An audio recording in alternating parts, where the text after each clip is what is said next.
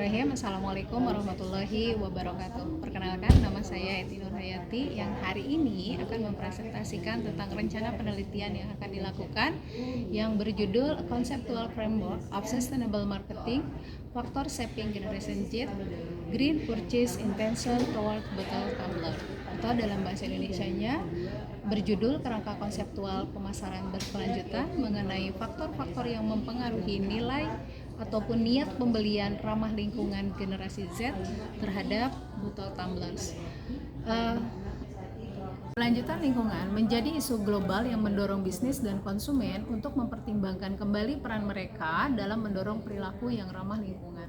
Dalam konteks ini, pemasaran berkelanjutan memiliki dampak yang signifikan terhadap arah perilaku konsumen terhadap penawaran berkelanjutan. Melalui makalah ini, diuraikan faktor-faktor apa saja yang mendorong niat pembeli khususnya pada generasi Z menuju arah hijau dengan fokus khusus pada botol tumbler yang bisa digunakan secara ulang. Seperti yang kita ketahui bahwa dalam beberapa tahun terakhir, kepedulian global terhadap lingkungan semakin mendesak, mulai dari perubahan iklim yang kurang baik, hilangnya keanekaragaman hayati, hingga meningkatnya volume limbah. Isu-isu ini terus terang mengancam ekosistem maupun kesejahteraan manusia. Akibatnya, orang-orang sekarang mulai mengubah cara bagaimana mereka mengkonsumsi. Yang awalnya tidak terlalu peduli terhadap lingkungan, kini mulai beralih ke pilihan yang lebih ramah lingkungan dan mencari produk yang membantu mengurangi dampak ekologis mereka. Meskipun kesadaran tentang isu lingkungan semakin meningkat, masih terdapat kesenjangan yang signifikan antara apa yang orang katakan dengan apa yang mereka lakukan. Intinya bahwa mereka menyadari bahwa tindakan atau tingkah laku mereka harus dikurangi, tetapi pada saat mereka akan membeli atau memiliki niat membeli produk yang ramah lingkungan, mereka mendapatkan sebuah hambatan, diantaranya adalah keaslian produk ataupun harga, sehingga akhirnya mengurungkan atau mengurangi niat pembeliannya untuk membeli barang-barang yang memiliki nilai ramah lingkungan.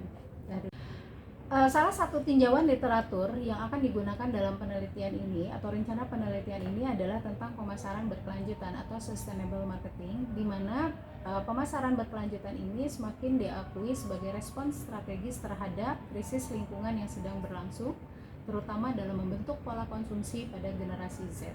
Generasi ini yang ditandai dengan konektivitas digital dan kesadaran ekologis yang tinggi menunjukkan sensitivitas yang kuat terhadap nilai-nilai berkelanjutan sebagaimana yang dikatakan oleh Todd dalam jurnalnya pada tahun 2024. Generasi Z atau Gen Z memberikan perhatian besar pada praktik-praktik seperti pengurangan limbah, penggunaan energi yang bertanggung jawab, dan dampak iklim dari pembelian mereka, yang menjadikannya demografi kunci untuk inisiatif pemasaran berkelanjutan. Nah, penelitian terbaru secara konsisten menunjukkan bahwa nilai-nilai, sikap, dan identitas memainkan peran sentral dalam membentuk keputusan pembelian ramah lingkungan. Nilai-nilai inti seperti altruisme, kepedulian terhadap biosfer, dan norma moral telah ditemukan membentuk baik sikap lingkungan maupun identitas konsumen yang kemudian mempengaruhi perilaku konsumsi berkelanjutan. Adapun teori kedua yang digunakan adalah teori TPB. Nah, teori TPB ini adalah teori teoritis yang mengarahkan aliran penelitian dengan teori perilaku yang direncanakan atau TPB, yang menjadi salah satu teori yang paling berpengaruh. Margariti di tahun 2024 menetapkan TPB dalam konteks konsumsi hijau menunjukkan bagaimana sikap, norma subjektif, dan kendali perilaku yang dirasakan memprediksi baik niat maupun perilaku, sambil juga mempertimbangkan faktor moderasi seperti kekhawatiran terhadap greenwashing. Teman-teman, adapun hipotesis pada rencana penelitian ini akan terdiri dari 7 variabel.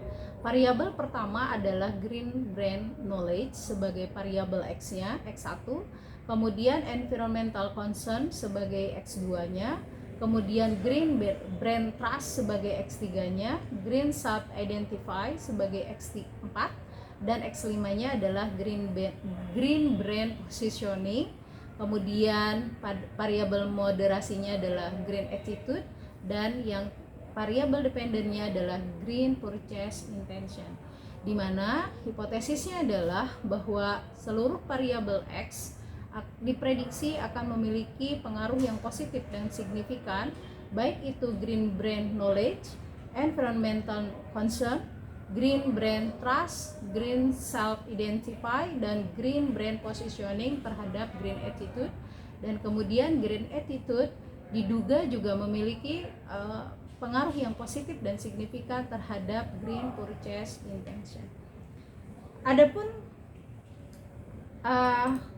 penelitian di masa depan gitu ya, kemungkinannya harus secara empiris menguji model konseptual yang diusulkan pada rentang kategori yang lebih luas untuk menilai apakah peran mediasi identitas merek hijau dan sikap hijau tetap konsisten di berbagai konteks. Meskipun temuan saat ini berfokus pada produk yang dapat digunakan ulang seperti botol tumbler, ya, fokusnya adalah botol tumbler, tapi tidak menutup kemungkinan penelitian ini juga akan dipakai kepada produk lain seperti pakaian, elektronik, ataupun kosmetik ya, yang dapat mengungkapkan bagaimana atribut spesifik produk berinteraksi dengan konstruksi berkelanjutan.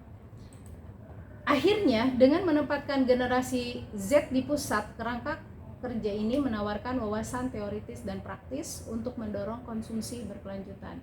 Nilai-nilai ekologi generasi Z dikombinasikan dengan konektivitas digital yang kuat, memungkinkan mereka untuk mempengaruhi teman sebaya dan membentuk tren pasar yang sedang berkembang, seperti halnya yang diungkapkan oleh Theo Karis dalam jurnalnya di tahun 2025.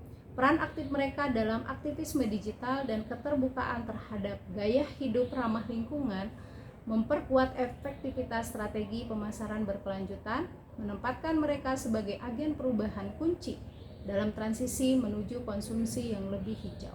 Dengan cara ini, kerangka kerja ini berkontribusi pada literatur akademik, sekaligus memberikan panduan praktis bagi bisnis dan pembuat kebijakan yang ingin melibatkan generasi Z dalam mempromosikan praktik konsumsi berkelanjutan.